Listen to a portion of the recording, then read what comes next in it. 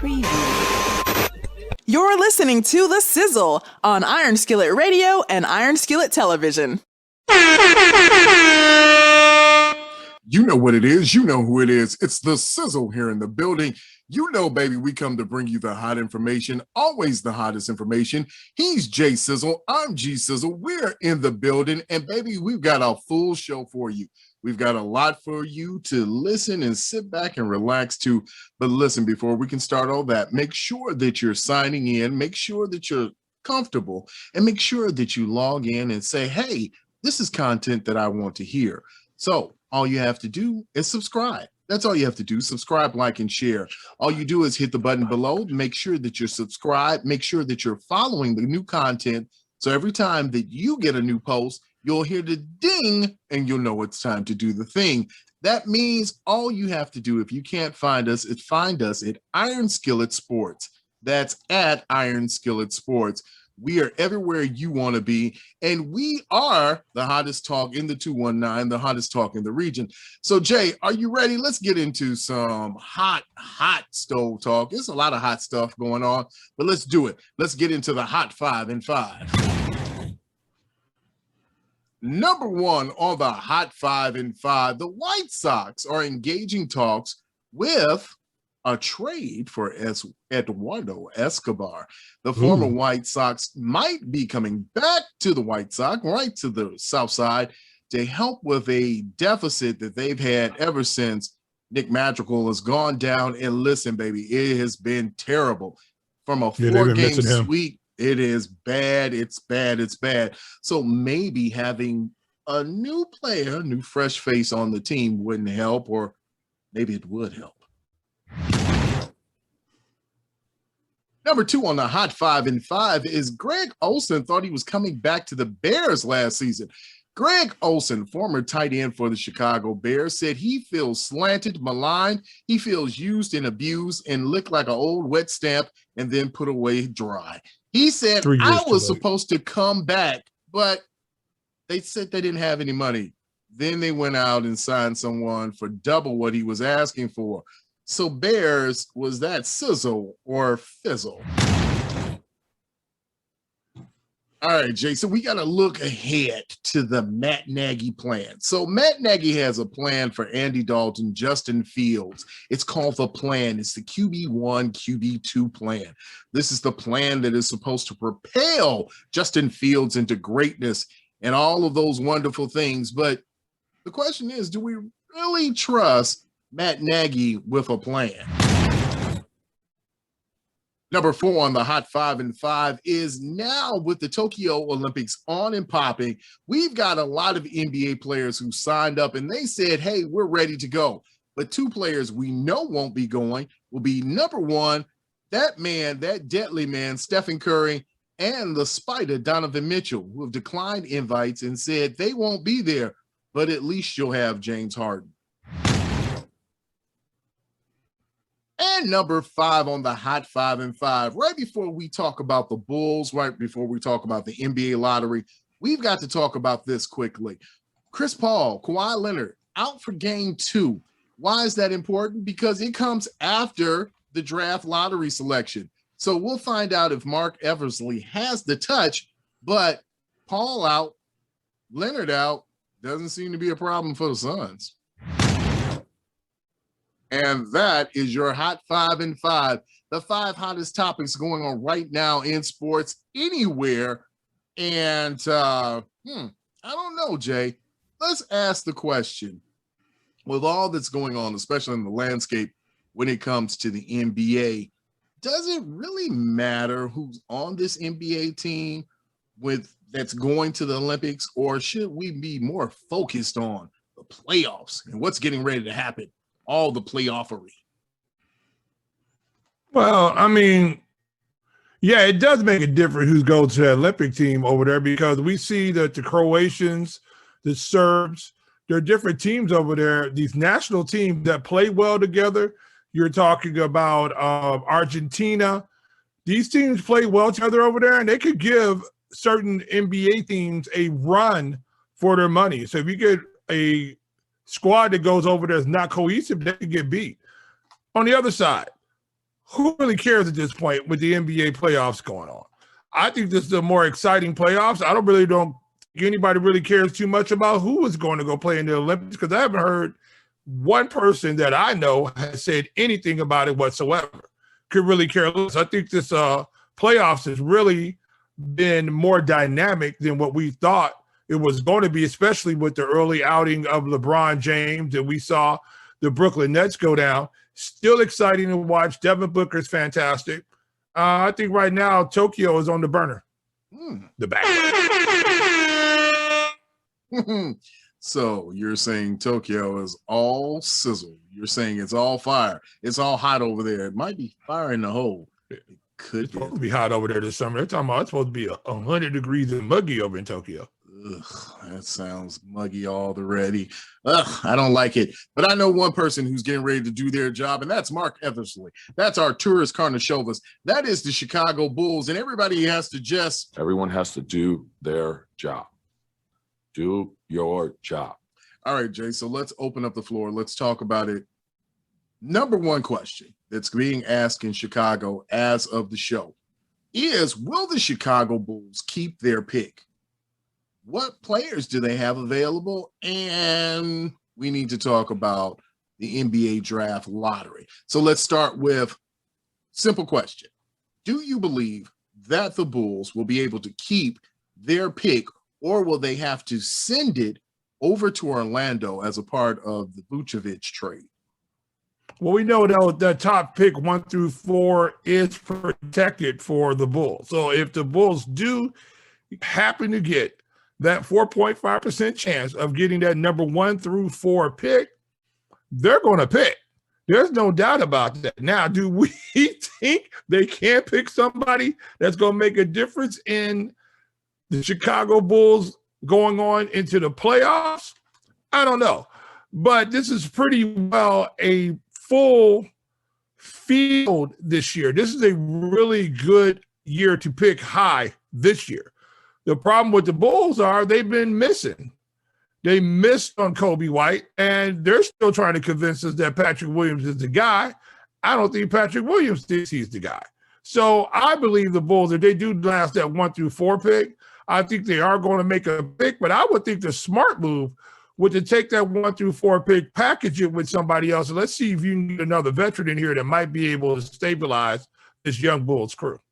Well, you've got a lot of veterans that are on the market right now. Spencer Dinwiddie is one who said he's going into free agency and he will test it to see. I think he would be really good staying right where he is in kind of that Brooklyn system, hopefully around there, but also he might stay in New York, as reports have been that the Knicks are interested in Spencer Dinwiddie's services. So just what you said, the Bulls for the past couple of years have kept the 7th pick. They've been able to make picks, but they've missed on each of the picks. Wendell Carter's gone. You've got Kobe White, who's injured roughly until the first month of the season. And now you've got Patrick Williams. You got hope that Patrick Williams will become something. He has to make that leap to be effective. If not, he probably won't be on the roster within 2 seasons. You still got Kobe White, who is pretty much your 7th man coming off the bench, your 6th man coming off the bench. He's somebody coming off the bench, but shouldn't be your starter. And, oh, by the way, Wendell Carter is no longer here. So with that all said, if the Bulls had to make a pick 1 through 4 and not package it, what would be your pick as the best available? Let's say it's number 4, because that's your greatest percentage-wise of getting that pick and keeping it. If the Bulls get the 4th pick, who would you take with the 4th pick? Well, it's a lot of situations going on with the Bulls right now that need to be addressed. The biggest problem for the Bulls right now is that you got too many holes to fill. You need a point guard. Are you going to find a point guard in this draft? You need a center. Even though you got Vucevic, Vucevic is a 4 to me. He never was a 5, you know? So the whole thing about it is that I just don't really know if the Bulls are actually going to make this pick. I think if they get that top 4 pick, I believe that they're going to package that pick up for a veteran out there that they can use to solidify this ball club. Because right now they've been missing on everything. And I don't know, Greg, are these top 4 picks, who do you see that you think the Bulls might take that could help them right now? Because I don't see anybody right now in that top 4. We're going to look through the list. I know you got the list right there. Who is a person that's going to be helpful to the Bulls? I don't know. Well, that's the biggest question right now. I think when you talk about helpful players, you got Cade Cunningham, and that's just somebody that's out there. But really, I mean, when you look at it, there's probably only one player that I think I have an eye on, and that's a former Baylor point guard. Other than that, I really don't see how a young player at this point, and maybe I'm wrong, I don't see how a young player comes in and helps a core that you want to propel to the playoffs. Now, if this was a long-term building project, you say, hey, we need these picks, then you never should have traded for Vujacic. But with that said, as you said, and to your point, you've missed on so many picks before. You don't have a rim protector. You don't truly have a small forward, and you have no point guard. And my question is, at this point, are they willing to admit that the Patrick Williams pick last season was a mistake when you have players out there? There's already been reports that no one tried to go and get the ball kid. No one tried to really bring in Tyrese Halliburton. So those are 2 picks within the top 10 that you could have had, but you decided you want a Patrick Williams. You like leprechaun shoes. You want a try-hard guy. I think, what's his nickname? The sock or the mitten, something like that. He's supposed to be. He has some kind of nickname. It's some the kitten. Yeah, well, that's what he was playing like. When we talk about aggression, you know what's funny, Jay? I heard. So here's a rumor that the Bulls, if they get the 4th pick, are going to package the pick, send it to Philly, and get Ben Simmons somehow, some way, some shape. Okay, so here's the thing about it, right? You go get Ben Simmons, who's afraid to take a jump shot, who's afraid to make a layup in the paint, literally, and who don't want to go anywhere near the free throw line. He has the worst free throw percentage. I mean, I got a bum shoulder, and I could outshoot him right now. That would be a mistake. I think bringing Ben Simmons to the Bulls would be a mistake because now you're just bringing in another liability. If you get the 4th pick, I think you go ahead. You asked me before, and I sort of skittered around it because I just really don't want the Bulls to make this pick. I'd rather them bring in a proven veteran other than Ben Simmons and bring somebody in here who actually has the pedigree of winning. But you can't pass on a Jalen Green, who is an offensive weapon, who is a guy who skipped high school to go play overseas. Go play in the G League. And he's the guy who's a proven scorer. This is what you need. You need a Ja Morant type of guard here with the Bulls. Kobe White wasn't that guy because Kobe White was not explosive enough to the basket. Fast, but not explosive to the basket. You need a guy who's got the floaty game now. All of a sudden, the league is turned around, and now the floaty game is the biggest thing on everybody shooting the floater now. You're going to start seeing a lot of 11-year-olds, 12-year-olds running around doing the one-leg push shot from 8 feet away from the basket because everybody's going to be trying to do it right now because of Trae Young and Ja Morant and the rest of the guys. But I think if the Bulls do happen to get this 4th pick, you cannot pass up on a guy who is a scorer, has been a scorer since he's been 5 years old. You need that guy because right now you don't have enough scoring. Zach LaVine is not the answer for you to be your top number 1 guy. I just don't think so. I think you can build around Zach LaVine, but I think a number 1 guy still needs to come in. Zach LaVine needs to be your number 2. I think if you get Jalen Green, that could be your number 3. You still need to go get a star. Yeah, right now what you're looking at, let's say we'll take the top mock draft. This is a pre-draft and the lottery. There'll be tons of them out there. But number 1 in this mock draft, they have the Houston Rockets taking Cade Cunningham. And for all the coaches I've spoken with, those players that I've spoken with, everyone has more of a consensus this year that Cade Cunningham should be your number one pick.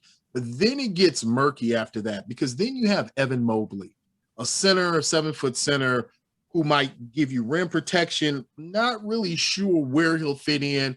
Don't know how long it will take him to fit in. To your point, then you've got Jalen Green. A really exciting player, a really electric player, but maybe not the type of player that you need if you're the Bulls right now. But even in mock drafts, he doesn't even make it to the 4th pick. Right around the 4th pick is where you start looking at Jalen Suggs. Again, okay, another point guard. Can I ask you a question about Jalen? Can I ask you a question about Jalen Suggs? Mm-hmm. Impressive kid, but do you think he's going to be impressive at the NBA level? Because I don't know if he has it. I mean, we know he was a 2-sport all-star, all-state performer. I know in football, at quarterback, and playing guard, he was all, which is a phenomenal thing to do that. But I did watch him in the NCAA tournament. And even though he hit some big shots, I just don't know if he gets up to the elite level where everybody is as physical as he is. He lacks some of that physical explosive ability up at the top. I don't know if his game is going to translate into the NBA. I don't know, because I didn't see him being real crafty. I see him being really good. He has a good outside jump shot. He can attack the basket, but I didn't see just extreme athleticism, off the chart type athleticism like you see with a Jalen Green, like you see with a Ja Morant, like you see with a Trae Young, which you knew from this, just them as quick as they are, that they were going to make an impact in the NBA. I don't know. I think Jalen Suggs is one of those guys who is a trap guy to pick, because he has to play at his highest potential to be a really good ball player in the NBA. I think maybe he peaks early and we've just seen the best of him as an athlete. You know, when I look at Jalen Suggs, again, I go back to Tyrese Halliburton, a little bit shorter, a little bit less athletic. I think he's a heady player that can get your offense and get you in position. He might be a liability at the beginning of the season as a defender, but might round out. But again, you're asking for the Bulls who have aspirations to be more. I'm not sold as much as Jalen Suggs. In fact, if anybody, again, the one player I'm really sold on right at the top, and he's not in the top 4, is Davion Mitchell. I like him, hard-nosed player, one that showed every time that grit, that grind. He gave you all of the nice words. Yeah, he's only 6'2", but he has a good profile. And as the season went on, he got better from the 3. He drives, creates pressure in the lane. He's that type of player. He's an elite player. He's the type of player that would fit this type of Bulls team. I don't know if a Jalen Suggs would. And then anybody other than that, you know, you got Keon Johnson, you got Jonathan Kuminga, which to me is just another version of what you already have on the team. I'm not sure if any of these players, and to your point, I'm not sure if you don't try and package this up, make a deal with Toronto, try and get some signing trades, go and get you a veteran point, somebody who can come in who's ready to compete in that. So now that you're in that 5, 4, 5, 6 range in the East, I don't see, to your point, I don't see a rookie coming in and having a large impact. But maybe I'm wrong. There could be a rookie, but I don't see it. Yeah, I just don't think there's a guy right now that you looked at him. Only one I would have said that would have been last year would have been LaMelo Ball.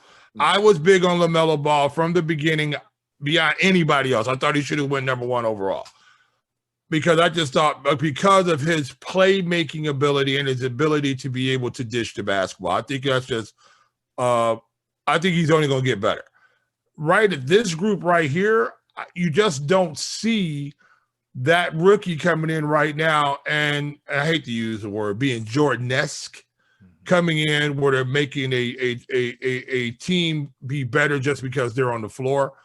I don't see that guy yet. And so because of that, I'm with you 1,000% on this, that the Bulls need to package this pickup, if they should happen to get the 4th pick, They should package this pickup and put something else with it, and let's go get somebody, not an old fuddy-duddy out here, but they need to get somebody in here to solidify this front court, because this is the Bulls' biggest liability is their front court right now. We know Kobe White is not that guy. Satoransky is not your long-term answer. And anybody else on the Bulls right now,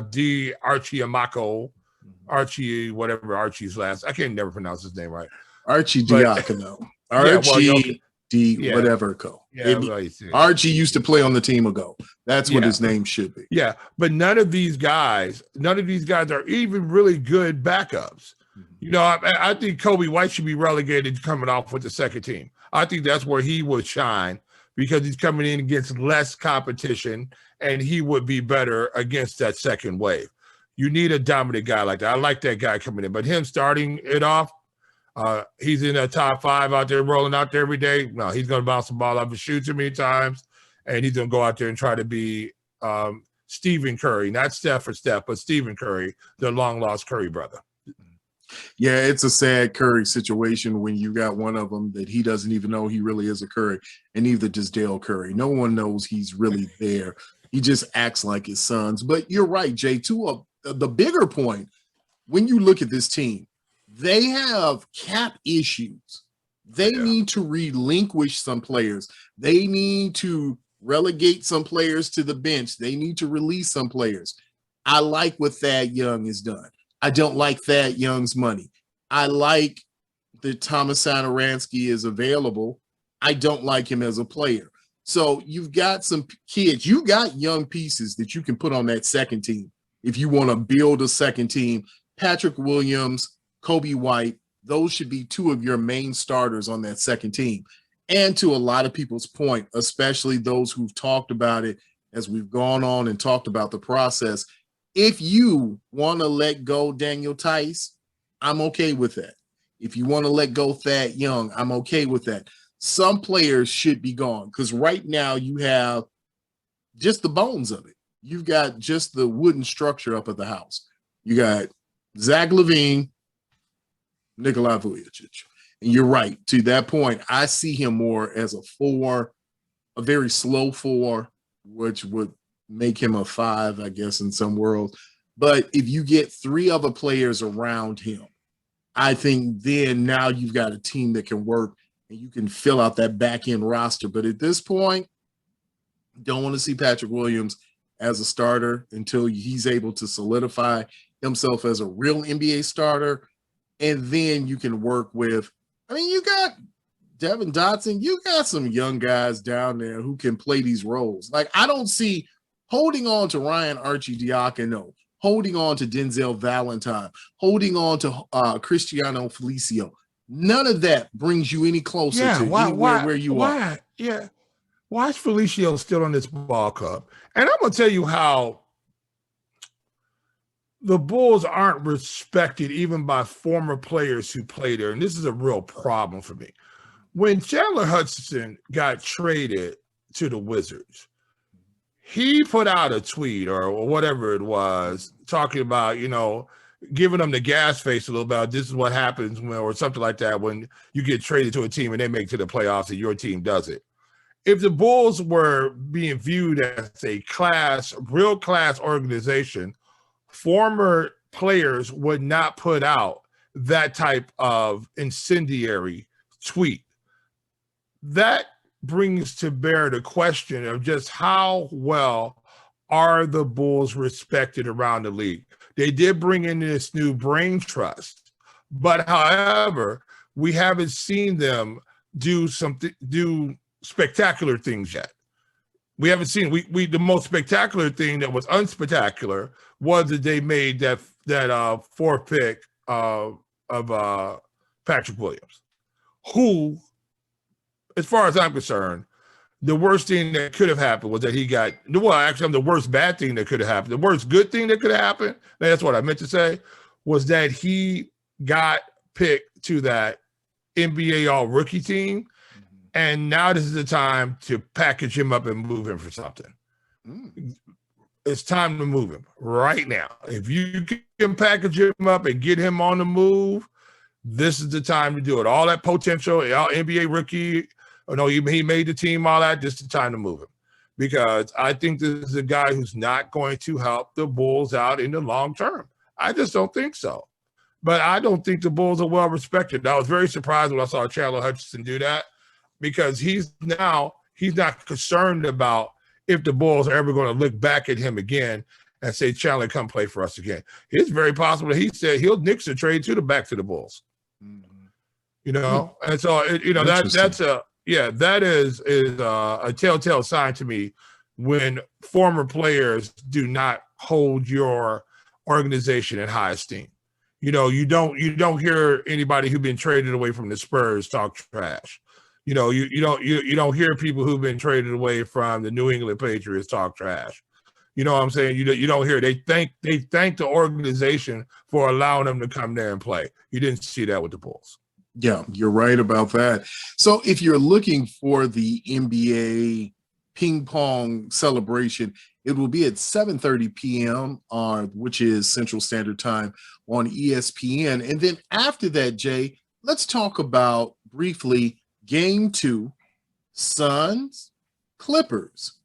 Now, we talked about it. We haven't talked since the weekend, so there was a lot of bashing. There was a lot of dismissing. There was a lot that went on. So you see that Atlanta went ahead and handled business and dispatched the 76ers, giving questions to Doc Rivers. Yeah, giving him hey, is Ben Simmons your point guard? And he's like, I don't know. Like, maybe he is. I don't know. The 7-foot guy who refuses to make a layup. Yes. And I have a wager going. I am on a mission right now to prove to the world that Ben Simmons is not 7 feet. In fact, I'm on a mission to tell you Ben Simmons might be 6'7" in shoes, which means flat-footed. He's probably about 6'6". I have evidence. I've got receipts. I'm going to prove to the world that there is no 7 foot. If there were, Ben Simmons would be. You know what is amazing to me? And that whole 76ers thing. I mean, Joel Embiid. I mean, you know, the game 5 just crash and burn. And then this is the time you put the team on your back and you take them to the promised land. He should have been calling for it down in the paint the entire time and just went bashing the entire time. Simmons shouldn't have been on the floor. Doc waited too late to pull him off the floor. He should have pulled him off the floor earlier than that. You need to get a guy who wanted to shoot the outside ball to open it up for Joel Embiid. You saw a team who was afraid to lose, I think. You know, I didn't really see them. I mean, Joel Embiid was excited, but it was just like nobody wanted to be the GOAT. I mean, the Billy GOAT. You know what I'm saying? Nobody wanted to be the guy who's going to get talked about. Now, Ben Simmons is taking all the smoke right now, but nobody wanted to be that guy. And the 76ers, like, they're just playing scared. And their opponent was just freewheeling on him. So, you know, that was a really bad loss for the 76ers. There's no doubt about that. Yeah, it was a tremendous loss, but was the 76ers loss worse for them, or was it worse for the Brooklyn Nets, who went down in Game 7 to the Bucks? The Bucks came back, showed strong. Now, down to the end, I believe that the Nets were going to pull it out. I thought you had Kevin Durant on a roll, had him on a game pace and a historical pace for the most points scored in a Game 7 by any player in the history of the league. So I thought maybe this was going to be his time, but it just didn't pan out. And again, it proves that we've never seen a super team that's conformed or put together that has won that first year. Well, kudos to Kevin Durant first. I want to say that because he took this team, had Kyrie Irving been out there, either one of those other guys been out there at full speed, Brooklyn wins hands down. There's no doubt about that. You have Harden out there on one leg, who they said the time that he was playing, I want to say the 40 some odd minutes that he played, he actually was standing around 33 of those minutes on the floor, literally not moving on the floor. He was on one leg, and they knew that he was on one leg. The thing about Kevin Durant was that he took on all the big things that were happening, the offensive carrying the load, and you actually saw him attempting to defend Giannis, which I was surprised by that. I mean, you actually saw Kevin Durant try to body up Giannis down into the low post and try to defend him. Giannis is just too strong for him, but he took that on. Now, in the converse, we did not see Giannis take on Kevin Durant. And to what I was talking about before, I believe you saw Giannis, who was completely gassed. He gutted it out. But I think he would have gotten fouled out by Kevin Durant. I don't think he could have stopped Kevin Durant. I think Kevin Durant was a bigger offensive force against Giannis than Giannis was against Kevin Durant. However, so now you look at this ball club. But you got to look at this ball club, though. You get Kyrie coming back, say they're healthy. You get James Harden back and say he's healthy. They can actually play during the season, actually get healthy, get ready to go. They're still the prohibitive favorite. It's still the best team put together on paper, but I don't care what happens. You saw what happened to LeBron James.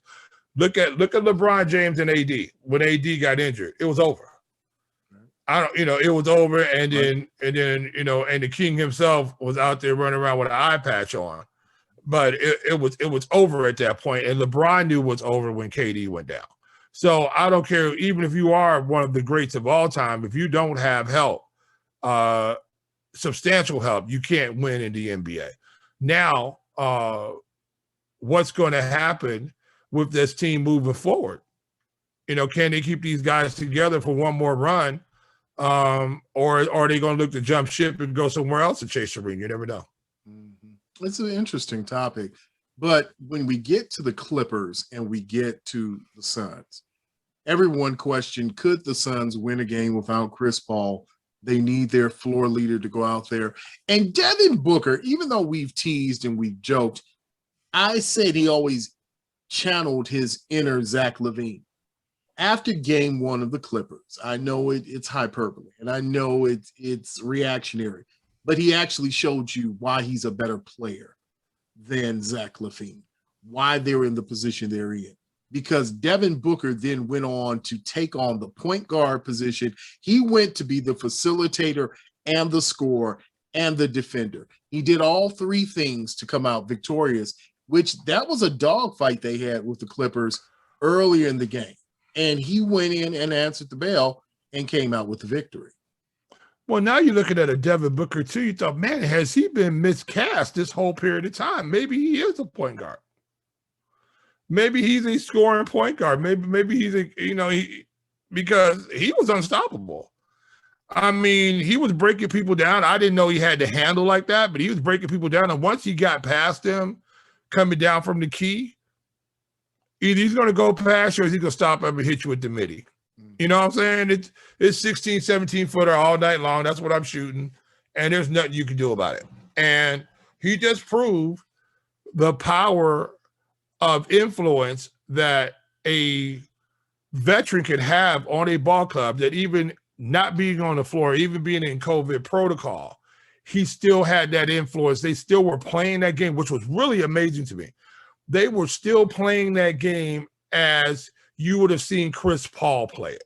You saw him doing the high pick and roll. You saw them calling out guys to come up and set screens so they can get the right setup. They didn't get the right person switched off so they could get a mouse in the house, so they can get a favorable setup for a jump shot. Those are Chris Paul-esque type of movements, general floormanship that you would see from a veteran guard like him. And you saw Devin Booker being able to do that and was a force. I'm telling you right now, the Suns are scary. The Suns are scary, and Kawhi better hurry up and get back, or this is going to be 0-2 really quick. Yeah, with that said, I was going to ask you what were your thoughts moving forward, but I think we can encapsulate it and say right now, this is why when we were talking with Rich Sizzle, this is why I made the statement, the awards for Coach of the Year, these kind of awards should all either be done right before the finals or at least right before the championship game, because you can't get a full picture. I like Tom Thibodeau, and everybody knows I like Tom Thibodeau, but he did not do a better job than Monty Williams this year.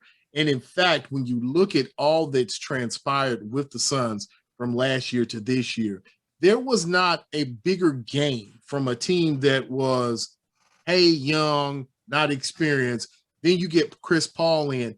Now you've gone through games where you just marched through 4 or 5 straight. You've gone and you've won games and series. And now you've become a legitimate contender.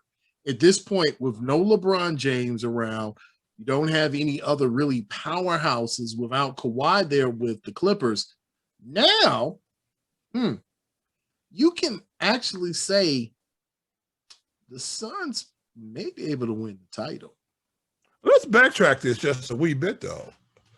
Let's take LeBron James and AD, and let's say they did advance. Mm-hmm. It's a possibility that one of these teams in the West would have still been able to beat them. Mm-hmm. Sure. You know, I don't think LeBron and them were as clear-cut favorites as we all believe that they were from the beginning when those two got hooked up together. Now, are they dominating? Yes. But if you drag them into a longer series, and we know AD always had a penchant for getting nicked up. Plays super hard, but we know he gets nicked up. We got LeBron with the ankle, who's a shadow of himself. We did see him explode, but not explode like LeBron can explode. I think one of these teams right now in the West could have taken him and the Lakers down that path, and they might not have been able to get back into the championship. You have some really good young ball clubs put together out here with enough veteran leadership that make a difference. I think this is really exciting basketball in the NBA. I think this is the most exciting NBA basketball we've seen in a long time, because it's not star-driven right now. It's team-driven right now. And you're starting to see the Devin Bookers of the world. You're starting to see the Trae Youngs of the world, all the young superstars coming to the forefront saying, all right, we're here, and there's nothing that you old guys can do about it, and we're about to sit you guys down. Because I think right now, I think we've seen the best of Paul George. I don't think we're going to see another Paul George, Super George output like we've been seeing up to this point, because I don't think Paul George is that guy. You know, I just don't think he's that guy. So unless his cast around him really come forward and really start making something happen, I think they can go down and they can go down by double digits. That's a big statement. And a lot of it, we look at the Joker, we look at a lot. I will say again, I never said the Lakers were a prohibitive favor. You know what they got? They got favorship from the bubble. And you always want to talk about asterisk teams. Then the Lakers last year should have been an asterisk team, because if you take into account what happened before the pandemic, the Lakers were not headed to a championship. They were able to corral and made a run, but they were not headed to the championship. Absolutely. I'm a thorough believer in that. I think they got lucky in the bubble. I really believe they did. The bubble helped them out, and LeBron was a strong enough leader to keep everybody focused. Mm-hmm. And I think they went out there and played dominoes, and he bought everybody a car, and whatever he did, let them win a pinochle or whatever they do in the bubble like that, and he kept those guys happy. They wouldn't win a championship, because you look at Rajon Rondo right now. You know what I'm saying? Where is the Lakers' Rajon Rondo?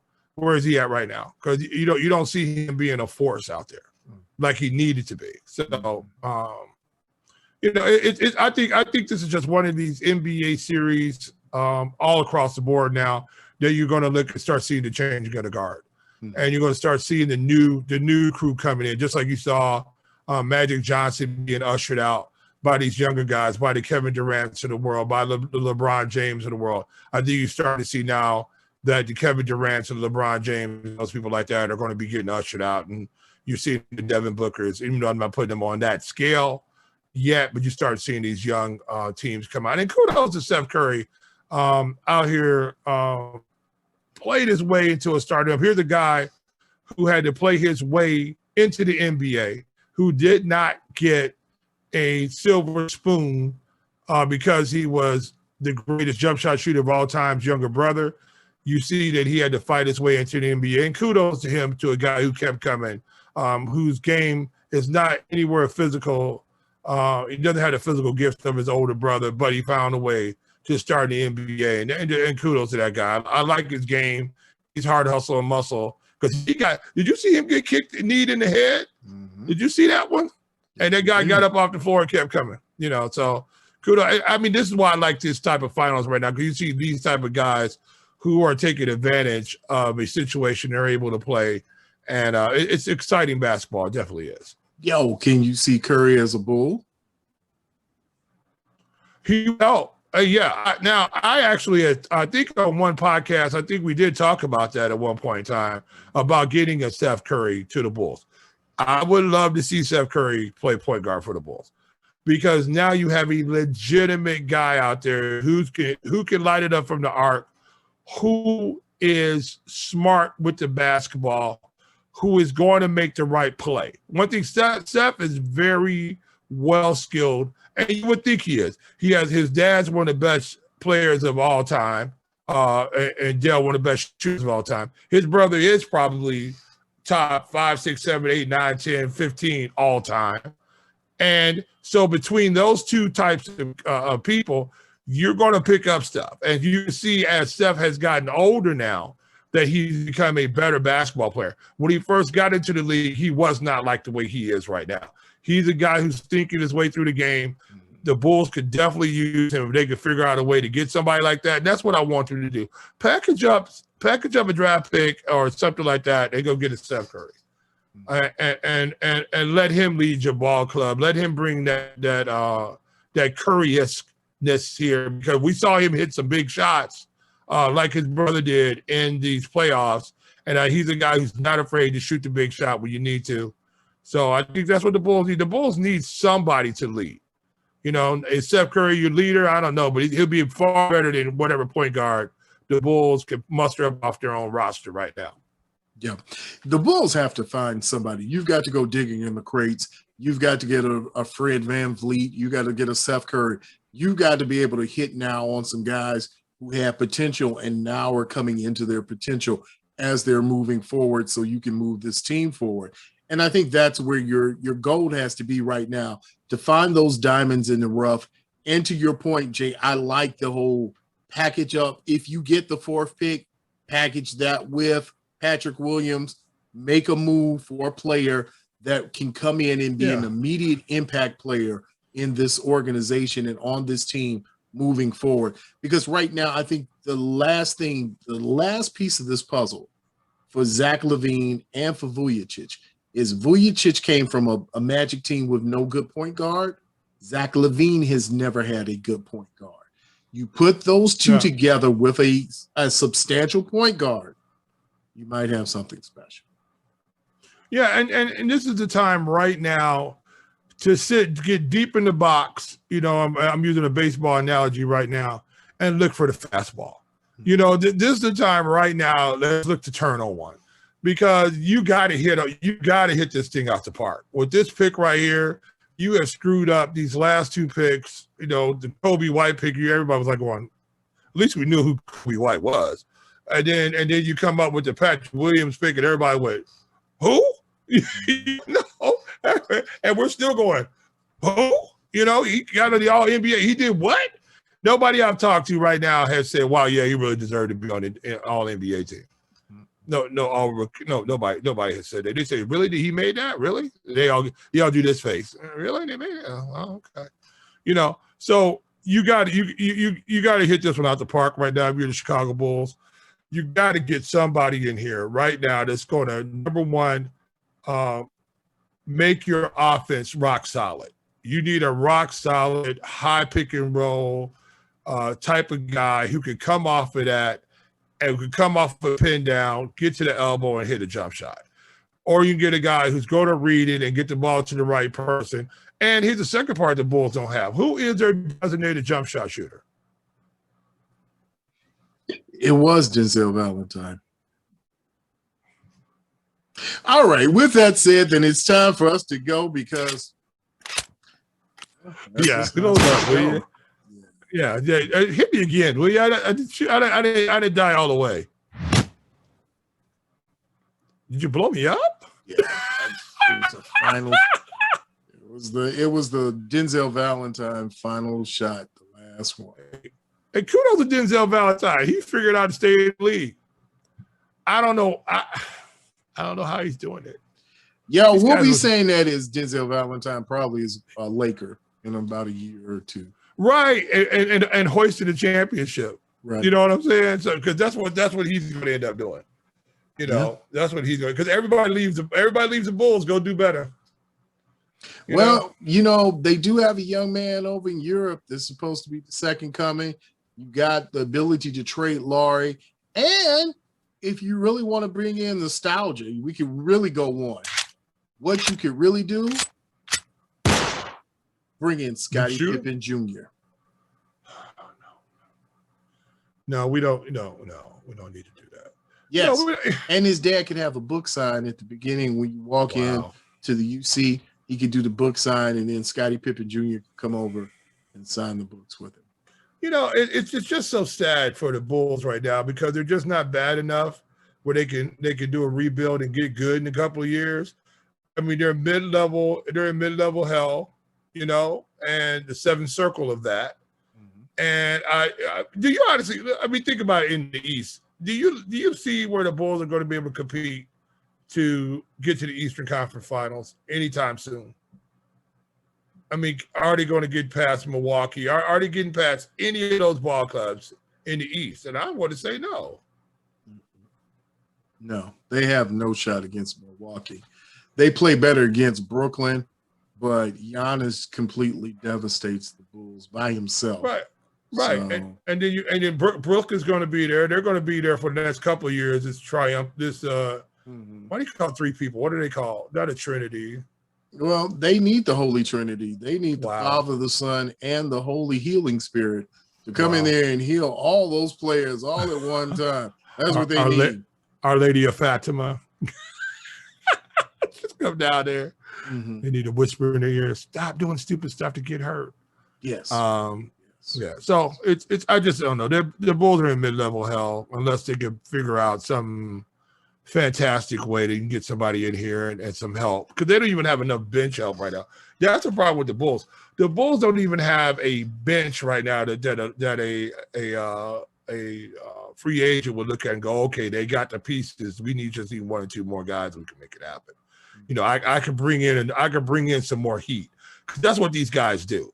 You know, it's just like when Kyrie was at the Nets. All of a sudden now you're looking that he's, you know, all his friends are coming too. You get one of those guys, they'll bring their buddies in with them. But you don't see that with the Bulls, because the Bulls don't have a rock solid enough bench, because you still running out Felicio still out there. And why they're doing that, I don't know why. It must be his contract. It has to be his contract. It must be just friendly enough. It has to be something, or it's just so ridiculous that they can't they can't dump it off to nobody else. Nobody else will take their contract on.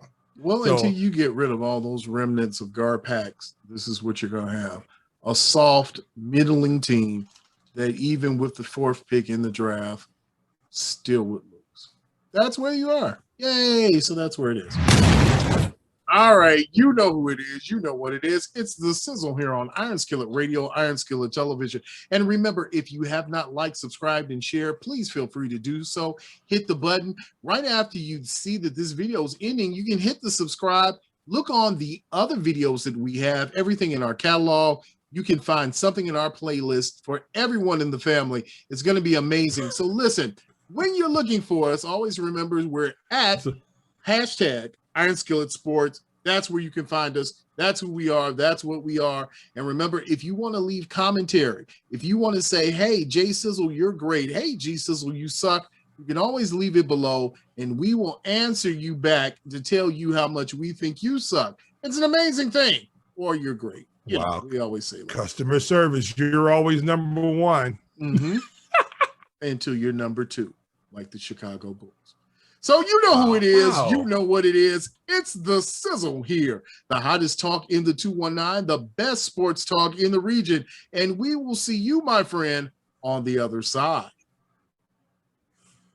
Make sure that you follow us on Twitter, Facebook, and Instagram at Iron Skillet Sports. And remember to like, share, and subscribe to Iron Skillet Sports on YouTube at Iron Skillet Sports.